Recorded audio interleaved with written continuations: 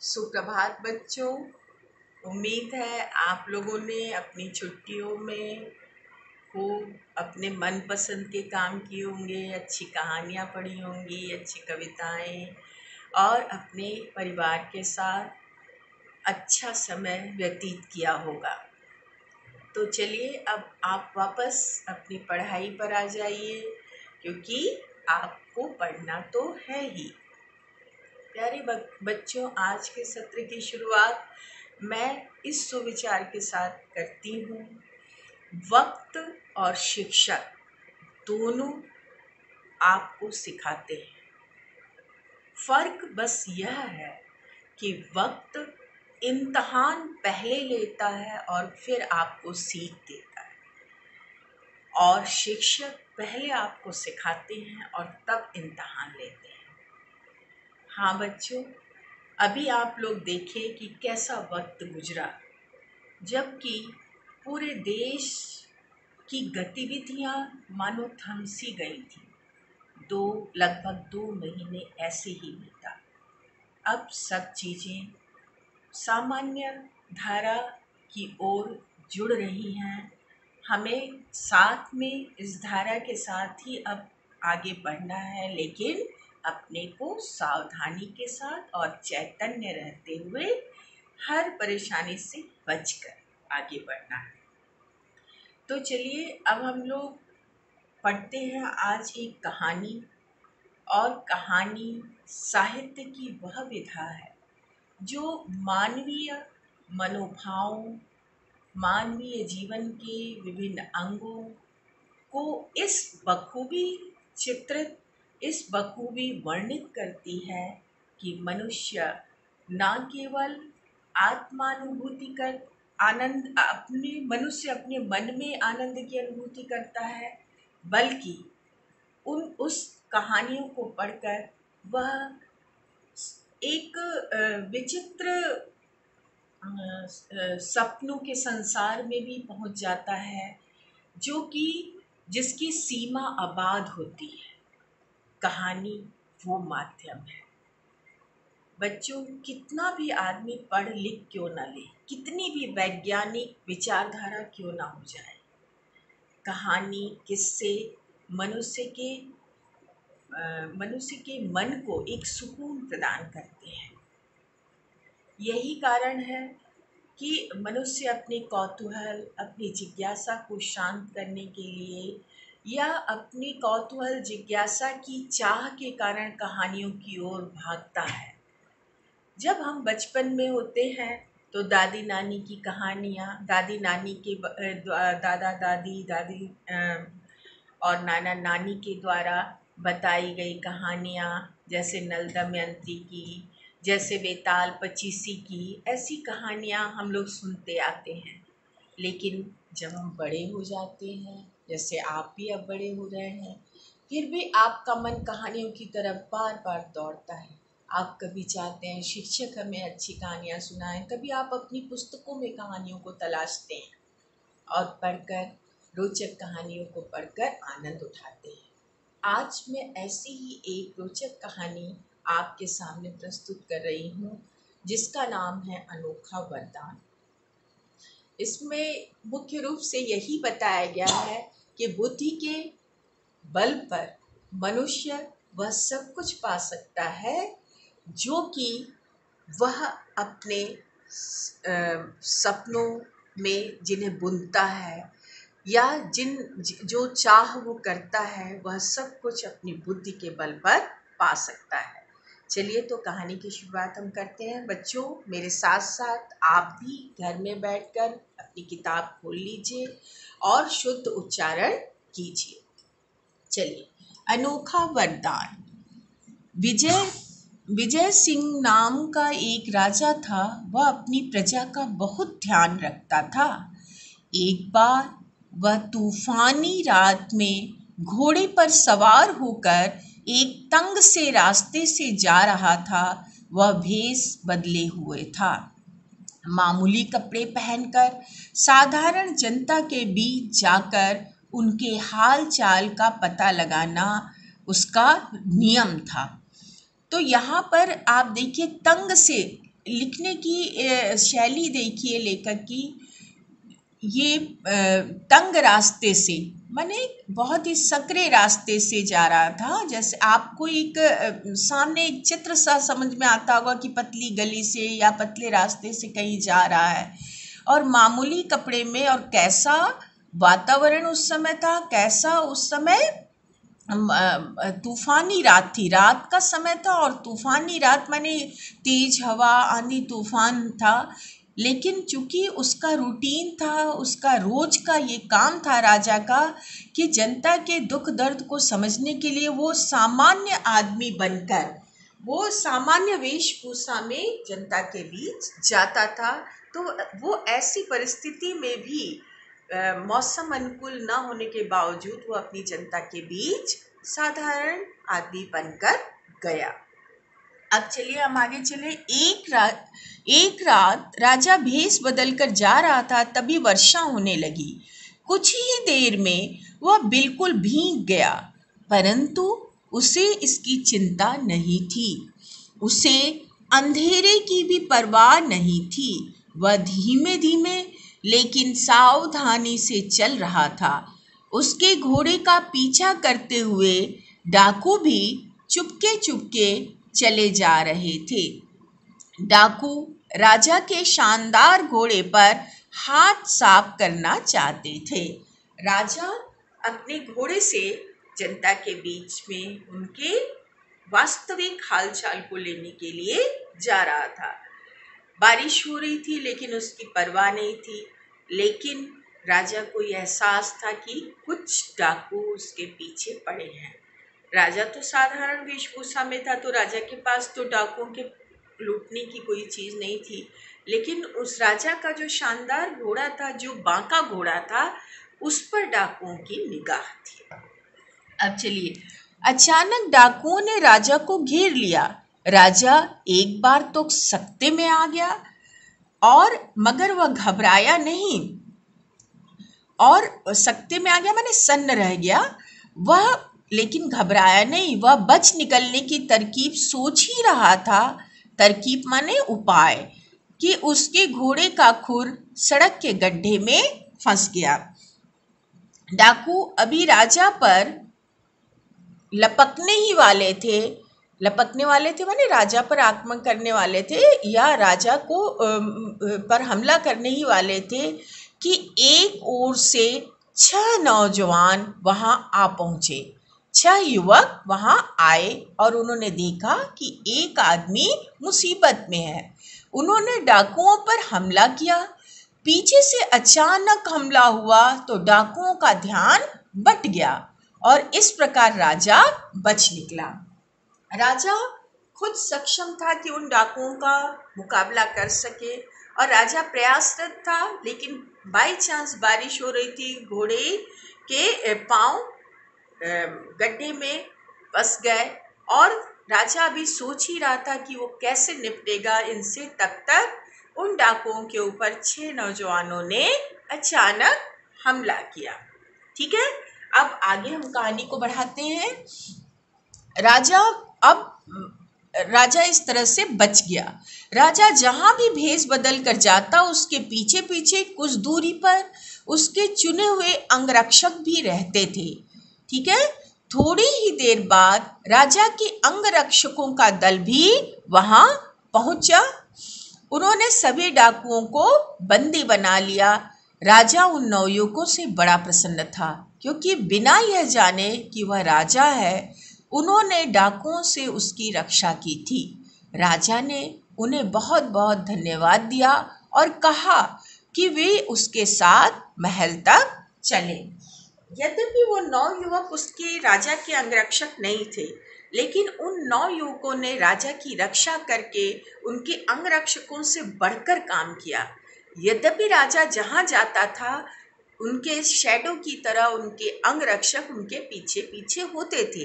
लेकिन यहाँ पर अंगरक्षकों के आने में थोड़ी चूक हो गई, और उस जगह को भरने का काम 9 युवकों ने किया।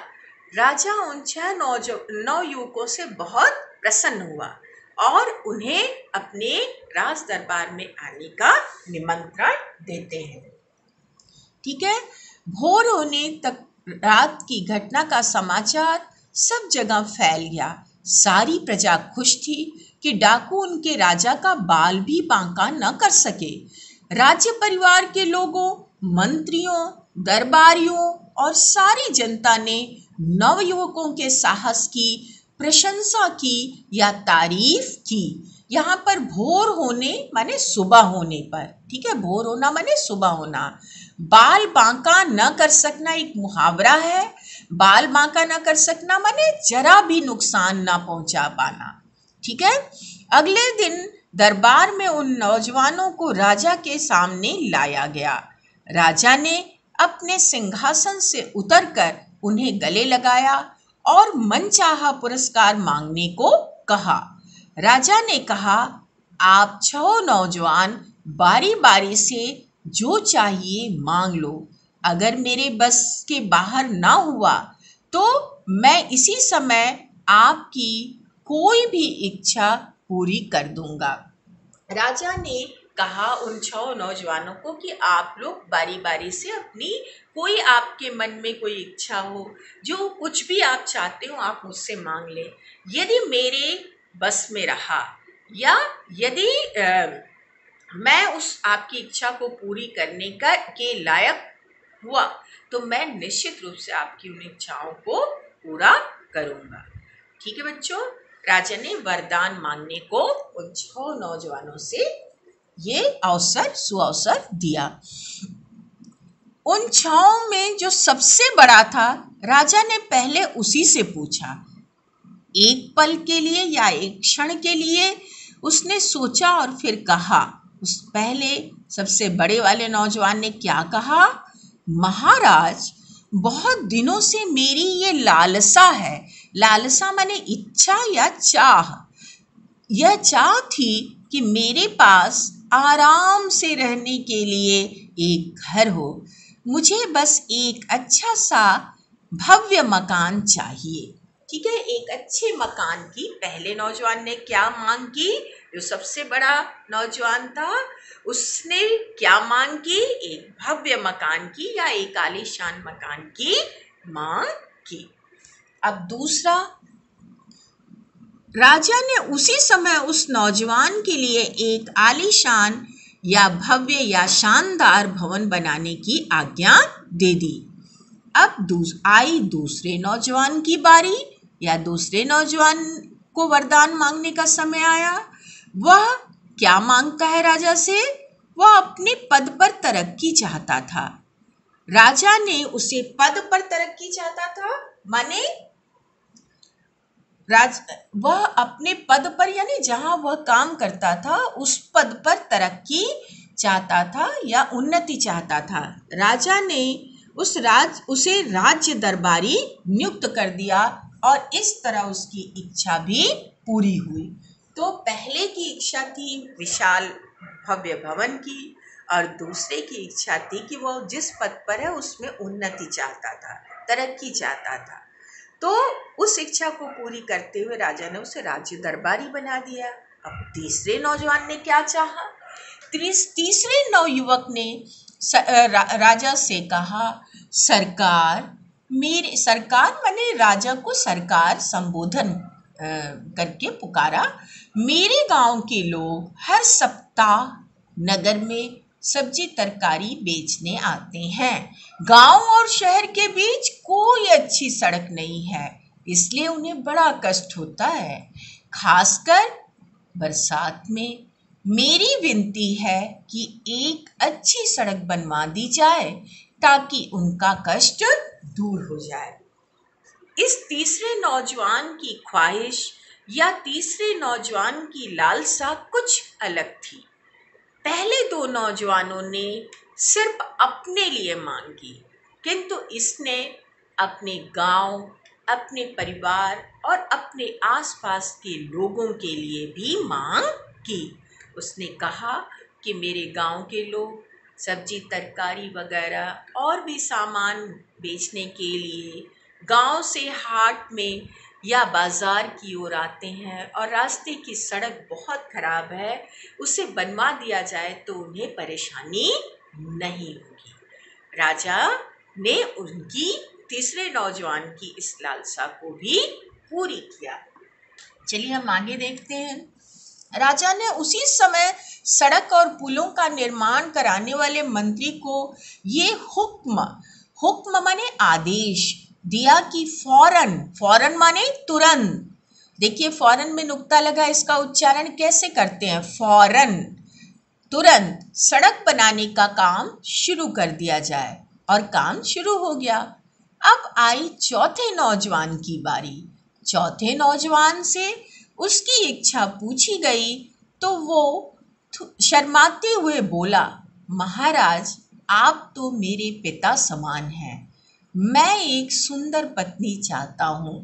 राजा के विदूषक माने पुराने जमाने में दरबारियों का मनोरंजन करने के लिए या सभा में मनोरंजक, जैसे एक बहुत गंभीर वार्ता चल रही है, माहौल बहुत गंभीर हो गया है, तो बीच बीच में कुछ मनोरंजन के भी काम किए जाते थे सभा में, जो कि काम उस समय विदूषक किया करता था, जिसे आप आज की भाषा में जोकर का भी नाम दे सकते हैं।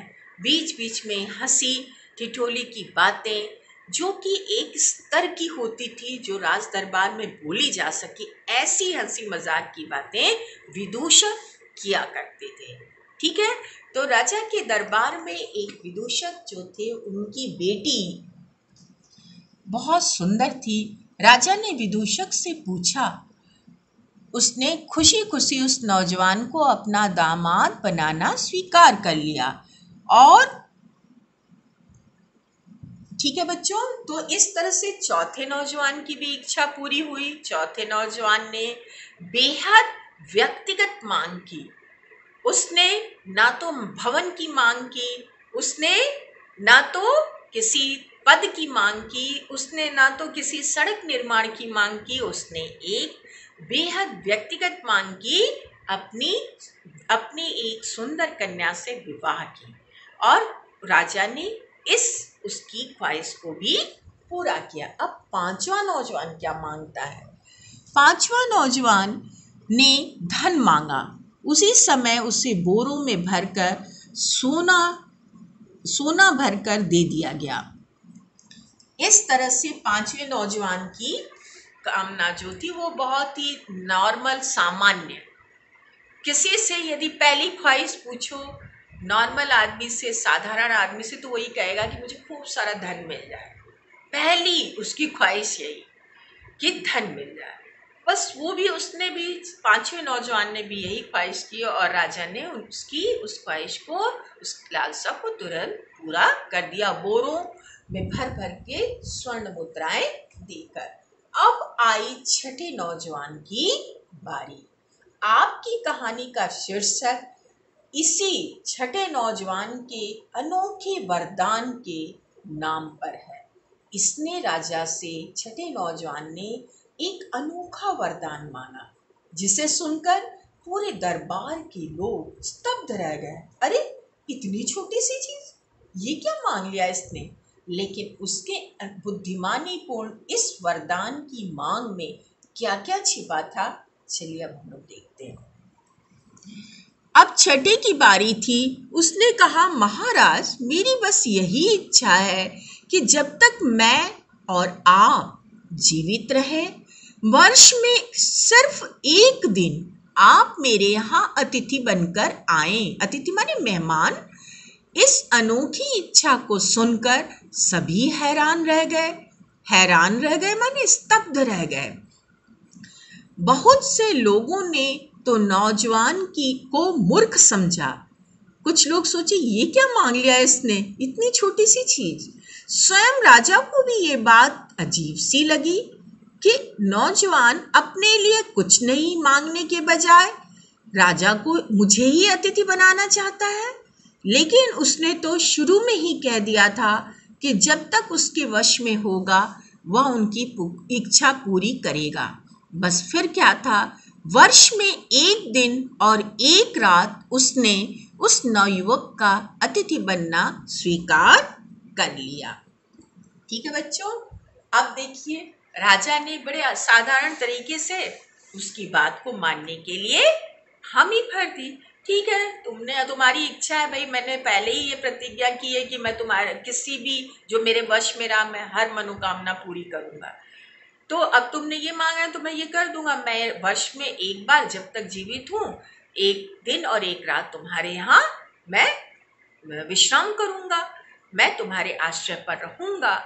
और लेकिन अब आगे क्या होता है, इस एक इच्छा में कितनी सारी चीजें उस नौजवान को मिल जाती हैं, ये हम देखेंगे। अब राज्य सरकार के विभिन्न विभागों,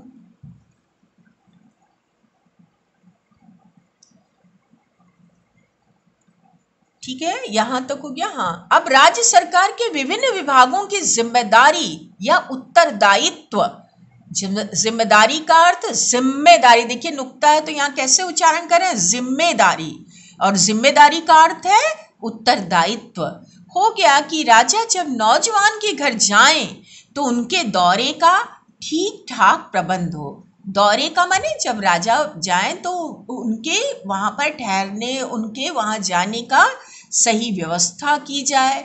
न राजा को किसी प्रकार का कष्ट हो, ना उनके साथ जाने वाले, राजा अकेले तो जाएंगे नहीं, उनके साथ उनके दल बल के लोग, उनके अंगरक्षक, उनके कर्मचारी, उनके मंत्री, वो भी साथ में जाएंगे, सेवकों को और ना घोड़ों को, और उनके घोड़े घुड़सवार सब जाएंगे।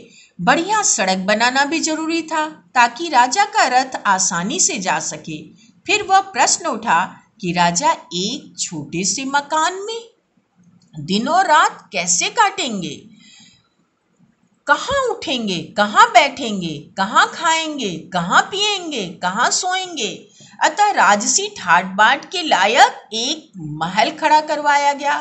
ठाट बाट माने राजसी धन वैभव ऐश्वर्य के लायक, ठीक है, एक महल भी खड़ा करवाया गया, बनाया गया। लेकिन नौजवान अपनी मामूली सी आमदनी में इतने बड़े महल की देखरेख का खर्च कैसे चलाएगा, कैसे राजा और उनके संगी साथियों की देखभाल करेगा। इसके लिए उसे तो बहुत सारा धन चाहिए था, तो वो धन भी दिया गया। सरकारी खर्च पर उसे बहुत सारे नौकर चाकर भी मिले।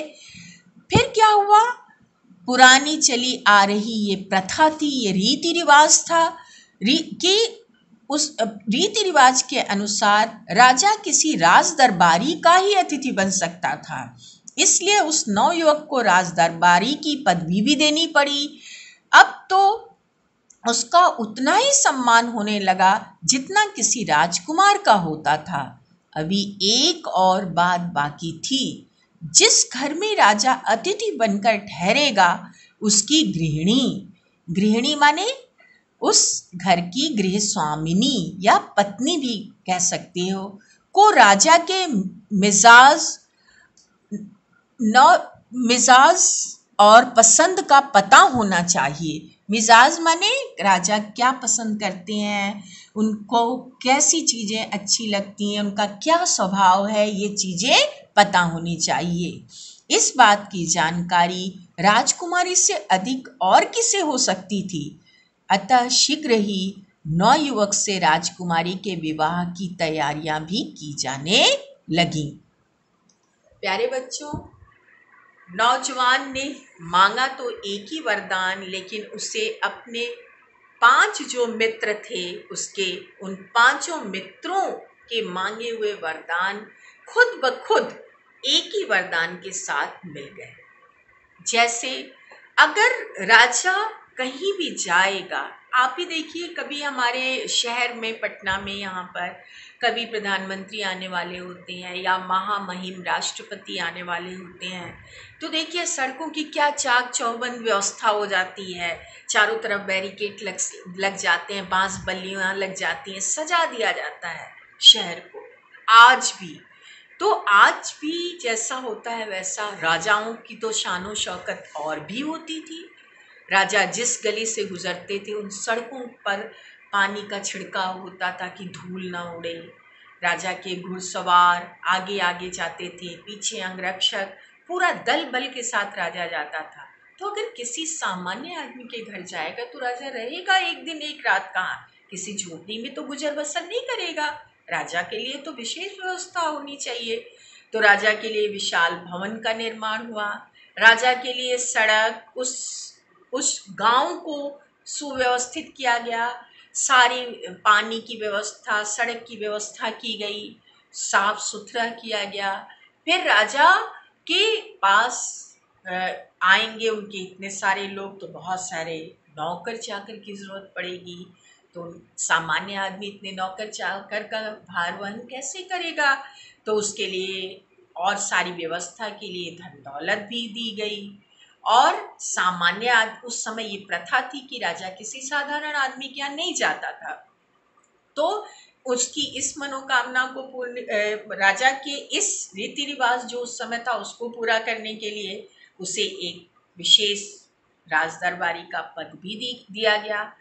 और राजा का क्या मिजाज है, राजा का क्या स्वभाव है, इसको जानने के लिए भी कोई खास आदमी चाहिए। तो राजा की बेटी से अधिक कौन राजा को जान सकता था। इसलिए राजा की बेटी के साथ उस नवयुवक का विवाह भी संपन्न हुआ। इस तरह से अपनी अक्ल के बल पर उस छठे नौजवान ने सब कुछ पा लिया था अपने मात्र एक वरदान के ओट में। ठीक है, चलिए अंतिम पंक्ति हम पढ़ते हैं। इस तरह केवल एक वरदान मांगकर उस चतुर नौजवान ने वह सब कुछ एक साथ पा लिया जो पांचों ने अलग अलग मांगा था। प्यारे बच्चों, आपने आज इस अनोखा वरदान कहानी को पढ़ा। शीर्षक कहानी के लिए बिल्कुल सटीक है और पूरी कहानी इस शीर्षक के इर्द गिर्द ही घूमती है। कहानी के लेखक का नाम मोहनदास है और इन्हें साहित्य अकादमी पुरस्कार से भी नवाजा गया था। बाल कथा के विशेषज्ञ हैं ये। और मोहनदास नहीं, श्री मनोज दास है। कहानी के लेखक का नाम श्री मनोज दास है। इन्हें साहित्य अकादमी पुरस्कार से भी नवाजा गया था। और साथ में बाल कथा के ये मर्मज्ञ हैं। आप लोगों ने आज जो कहानी पढ़ी, इस कहानी को अच्छे से फिर से एक बार पढ़िएगा और आपके गृह कार्य और कक्षा कार्य से संबंधित पृष्ठ और उसकी फोटो मैं अभी पीछे से भेजती हूँ। सत्र के दौरान ही पाठ में बताई गई जो भी चीज़ें आपको ना समझ में आई हों, इसी सत्र के दौरान आप पूछ लीजिएगा। बच्चों, अपना हॉलीडे होमवर्क आपने पूरा कर लिया होगा। आप मेरे इस हिंदी के ग्रुप पर ही अपना हॉलीडे होमवर्क आज शाम को 5 से 7 के बीच में भेजिएगा। धन्यवाद बच्चों, आपका दिन मंगल।